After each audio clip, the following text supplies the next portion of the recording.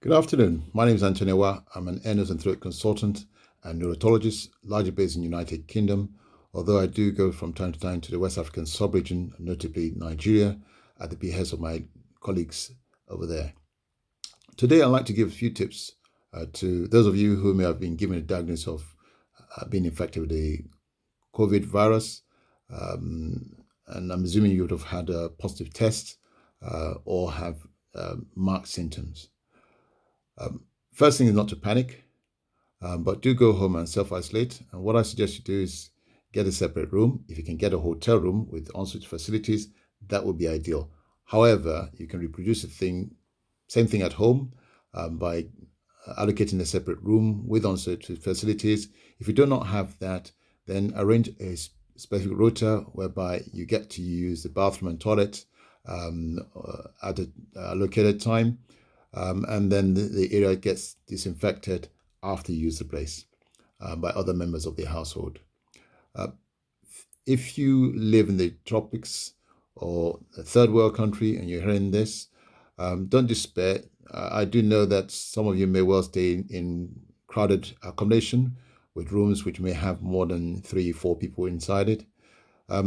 If you're within a complex with so many rooms, you could agree amongst yourselves to allocate a certain room for use to look after patients with COVID viral infection.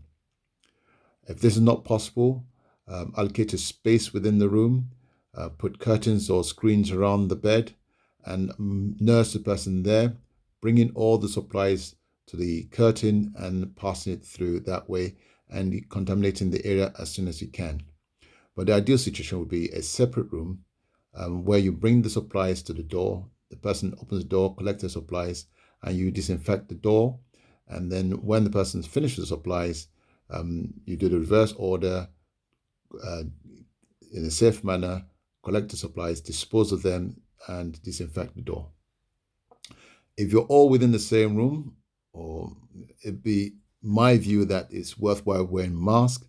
The mask may not necessarily prevent the virus from being inhaled by yourself, but it will certainly reduce the amount of aerosols that you produce, which may well be viral containing, and this is a means of reducing the amount of viral load in the air that you may be staying in.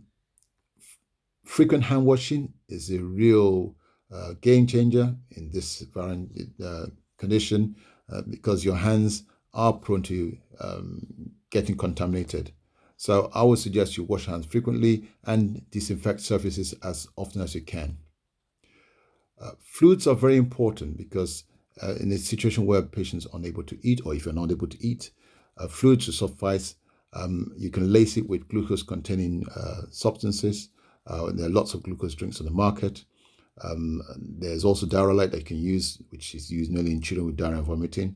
And in the tropics, one would actually make it up with a teaspoon of salt, 10 teaspoons of sugar or a glucose-containing drink in a pint of water, and drink that as often as you can in order to keep yourself hydrated and also to give you some degree of nourishment.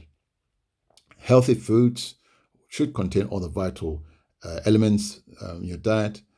If you're concerned about your vitamin levels and want to top it up, I don't think there's any harm in doing that. You can get your vitamin C and D supplements and zinc, which many people think would help with immunity.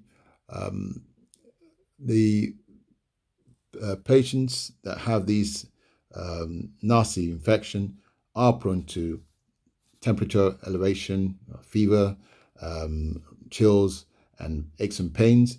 Paracetamol should be able to control a lot of this.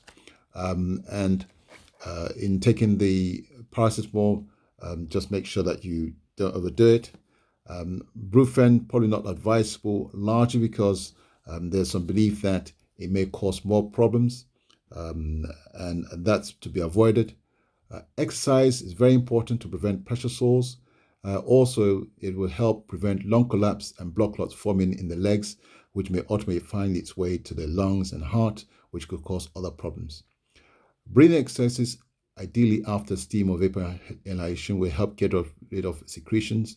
And If you take cough medicines as well, that would also help to try and get rid of the secretions and generally try to give you a good night's sleep.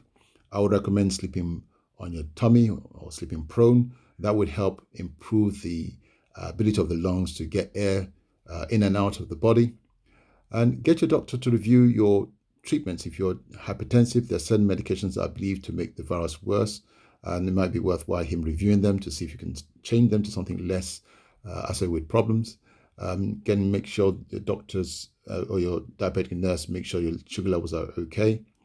And additional treatments that are being rumored, the use of quinine drugs like hydroxyquinine and chloroquine are believed by some to be helpful, especially if used in combination with azithromycin. I would suggest you leave that to your doctor to decide, but he will have the available literature and he will depend on what facilities are available. Failing that, if you're not getting any better, do not hesitate to call your hospital where they'll be able to administer good care for you. I wish you all the very best. God bless.